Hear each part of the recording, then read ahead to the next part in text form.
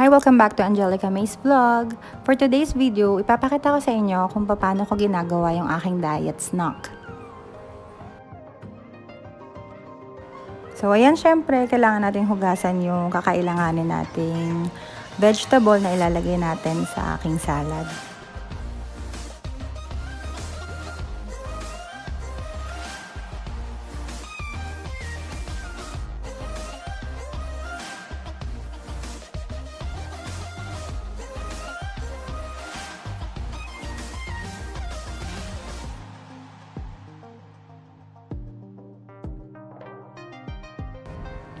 So, dito guys, ako lang kasi yung gumagawa nung sarili kong dressing, which is nilalagyan ko siya ng plain mayo, lemon, garlic, salt, and pepper. So, yun lang yung dressing na nilalagay ko sa salad ko.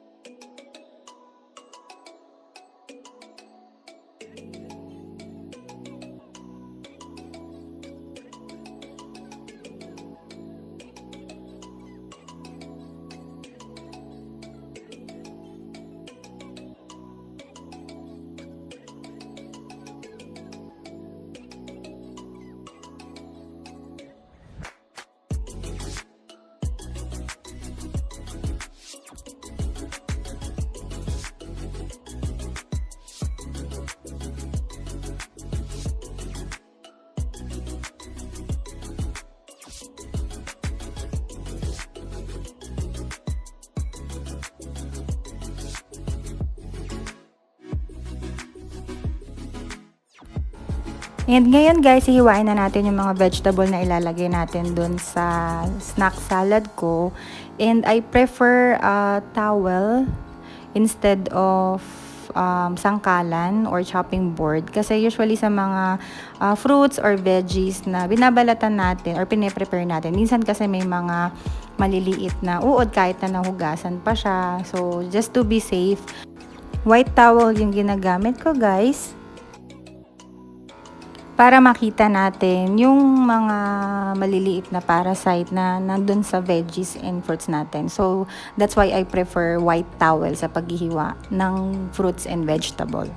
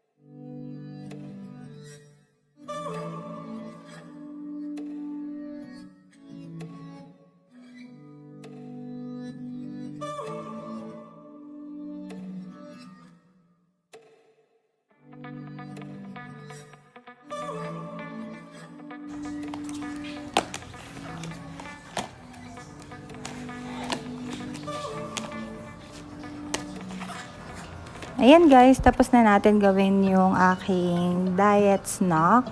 Ang next natin gagawin ay ilalagay natin ito sa freezer para kapag kakainin ko siya, safe siya and fresh pa yung hiniwa natin na vegetable.